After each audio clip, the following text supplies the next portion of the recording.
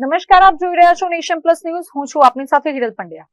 દેશભરમાં 80મા સ્વાતંત્ર્ય પર્વની હર્ષોલ્લાસ અને ઉત્સાહભેર ઉજવણી થઈ રહી છે, ત્યારે સંસ્કારી નગરી વડોદરામાં પણ કલેક્ટર કચેરી ખાતે આન બાન અને શાન સાથે ધ્વજવંદન કાર્યક્રમ સંપન્ન થયો હતો. 80મા સ્વતંત્રતા દિવસ નિમિત્તે વડોદરા જિલ્લાની નવી કલેક્ટર કચેરીના પરિસરમાં નાયબ જિલ્લા ચૂંટણી અધિકારી ડોક્ટર સુહાની કલૈયાના હસ્તે રાષ્ટ્રધ્વજ તિરંગાને ફરકાવીને ભાવપૂર્વક સલામી આપવામાં આવી હતી. આ પ્રસંગે ડોક્ટર સુહાની કલૈયાએ તમામ નાગરિકોને દેશની અખંડિતતા, શિસ્ત, સ્વચ્છતા અને એકતા જાળવવા આહવાન કર્યું હતું.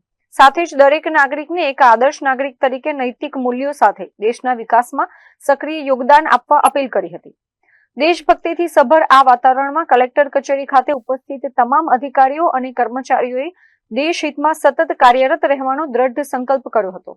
આજે આપણે 80મા સ્વાતંત્ર્ય દિન નિમિત્તે અહીંયા કલેક્ટર કચેરી વડોદરા ખાતે ધ્વજવંદન કાર્યક્રમે ઉપસ્થિત થયા છીએ. જિલ્લા કક્ષાનો જે કાર્યક્રમ છે માનનીય ડેપ્યુટી સીએમ ની હાજરીમાં પાંજરપુર સ્પોર્ટ્સ કોમ્પ્લેક્સ ખાતે થઈ રહેલ છે. આપણે આજના દિવસનો મારો સંદેશો એટલો જ છે કે આઝાદી મેળવવી જેટલી અઘરી હતી એના કરતાં પણ વધુ અઘરું છે આઝાદી જાળવી રાખવી. એટલે આપણે જે નૈતિક મૂલ્યો છે, શિસ્ત, સ્વચ્છતા, અખંડિતતા અને એકતા, આ જાળવવા માટે આપણે એક સારા નાગરિક તરીકે આપણા બનતા અથાગ પ્રયત્નો કરીએ એવું આહવાન કરું છું.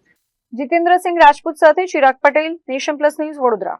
સમાચારોના સતત અપડેટ મેળવવા માટે અમારી નેશન પ્લસ ન્યૂઝની યુટ્યુબ ચેનલને સબસ્ક્રાઇબ કરો, બેલ આઇકન દબાવો અને જોડાયેલા રહો ફેસબુક, ઇન્સ્ટાગ્રામ અને ટ્વિટર પર.